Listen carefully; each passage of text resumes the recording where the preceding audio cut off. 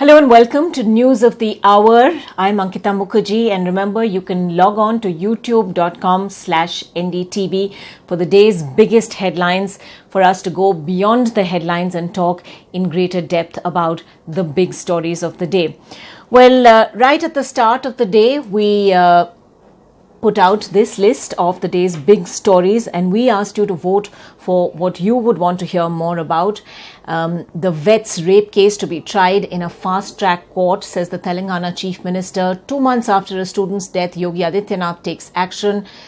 Karnataka bypolls the candidate who switched sides. Ministers countering Rahul Bajaj's questions to Amit Shah. And of course, the heavy rain in Tamil Nadu. And by an overwhelming 72%, you, the viewer, have chosen to hear more about the case that is really making protests explode around the country. We're talking, of course, about the Telangana veterinary doctor who was raped and murdered on Wednesday night. It's a case that has really shocked the conscience of the nation. It resonated in Parliament today, and people were once again out on the streets of India, whether it was Jantar Mantar in Delhi, in Hyderabad, in Bengaluru, in Kalburgi. There were people out on the road saying enough is enough. This has to be a turning point, much in the same way that they had done 7 years ago, almost exactly 7 years ago. Remember, it was on the 16th of December 2012 that the Nirbhaya gang rape had taken place. It was then too that India came together as one to say that violence and rape of women must stop. We must come together as a nation. Laws were changed. Laws became tougher. That case too was fast-tracked. But have things significantly changed since then? 7 years down the line, this young woman, the 26-year-old veterinary doctor, is being called Telangana's Nirbhaya. And perhaps that name itself is a slap on the faces of all of us as Indian citizens. Well, even before we talk about the similarities of the case, and there are many, this young woman, she was driving her scooter. She stopped at a toll plaza and parked her scooter there, and it was then that her assailants saw her. They deflated the tires of her scooter and then later on came forward to offer help. They were obviously false offers of help. In fact, just minutes later, they dragged her off, and that's when they assaulted her, raped her in the most horrific manner possible.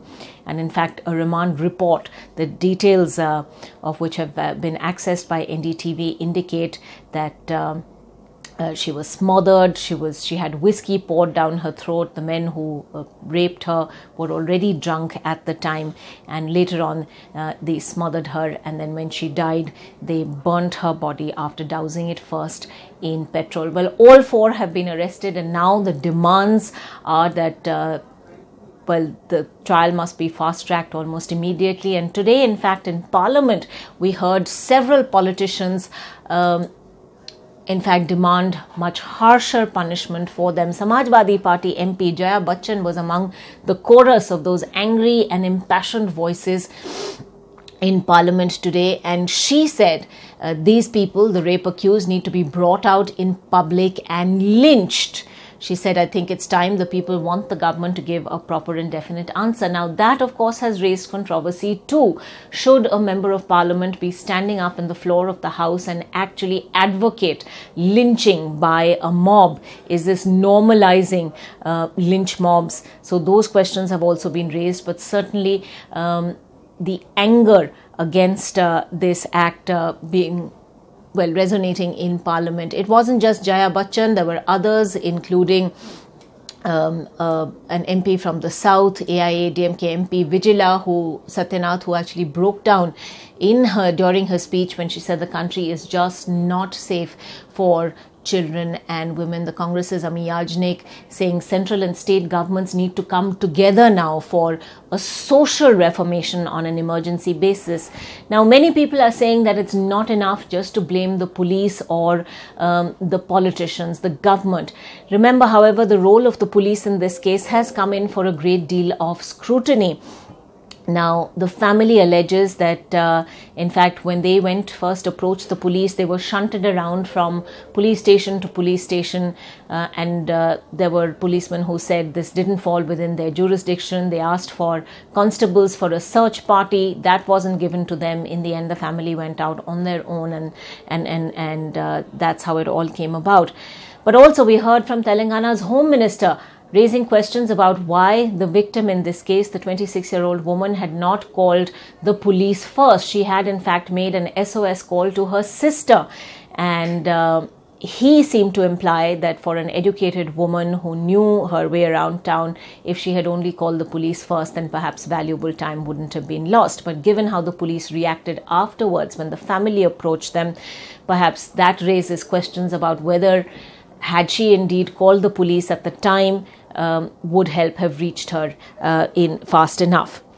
Well, Telangana Chief Minister KCR, as we said yesterday on Sunday, announcing the fast tracking of the case. Remember, he's come in for a great deal of criticism as well. Criticism because pictures of him attending not one but several weddings in these 4 days that have elapsed since that rape took place have circulated on social media, and people have questioned why the Chief Minister has time to attend weddings but not meet the family of this victim, nor indeed make some kind of announcement. Well, that announcement came finally, and we know that the case is going to be fast-tracked. Why is this important? Remember, the Nirbhaya case was fast-tracked too. It really was a watershed moment, a test case at that time 7 years ago. But even in that case, the main accused, Ram Singh, was found dead in his cell in jail. He had allegedly hung himself with a belt. And the juvenile in the case has served out the maximum sentence possible in a juvenile remand home. But as for the other accused, well, their appeals are still pending 7 years on. So post Nirbhaya, even after 7 years, justice has not been seen to be done. So is the problem then with our court process, with the fact that families believe that justice is never done, that assailants feel that justice will take so long in coming that there is really no deterrent, no fear of the law, as it were. But since this has become so big in Parliament, it's also important to talk about all the laws and indeed what happened in the aftermath of the Nirbhaya case.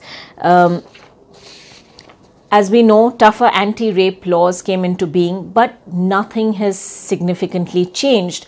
And what I'm about to refer you to are statistics from the National Crime Records Bureau. Now, remember, Nirbhaya happened in 2012. In 2014, there were as many as 101 rape cases every single day in India.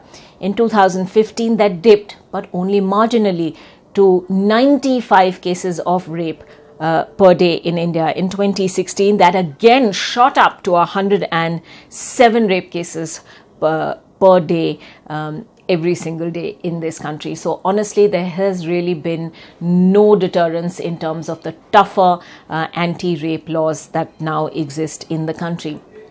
The other big development post-Nirbhaya had been the Nirbhaya Fund, which the government came up with, a massive fund that was supposed to improve women's safety.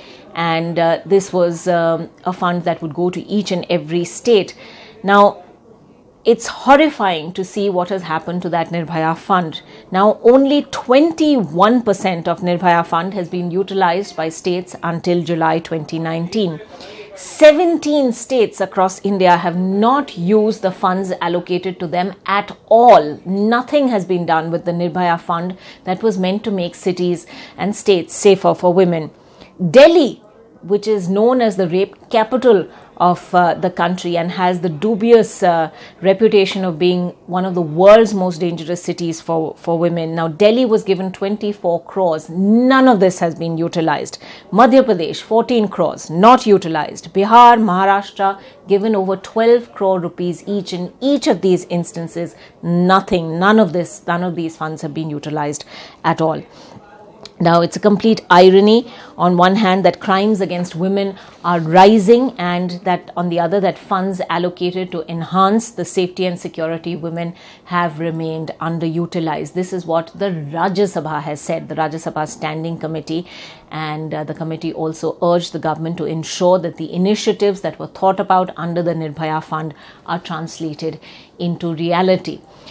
But activists and indeed outraged citizens are going to tell you at this point that there's only so much that the legal system or the government for that matter can do when there appears to be a larger rape culture in this country. And many will say that our popular culture, whether it's Hindi cinema or regional cinema or other references in popular culture, songs, all in a sense justify rape culture or glorify rape culture, harassment, where a woman's no is never seen as a no but perhaps a maybe. And it's those questions that really now need to be looked at very, very closely indeed.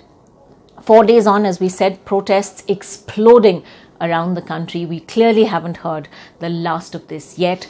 Is Telangana's Nirbhaya then going to be the second turning point, or is this going to be just another slippery slope? Remember, 4 more rape cases from 4 different states around the country have been reported now in the immediate aftermath of the Telangana Nirbhaya case. One of them, in fact, of a schoolgirl in Rajasthan who was found raped and then strangled with her own school belt. When is this going to end, and how? That is the big question going forward from here. Thanks for watching. Do tune in to youtube.com/NDTV for more episodes of News of the Hour.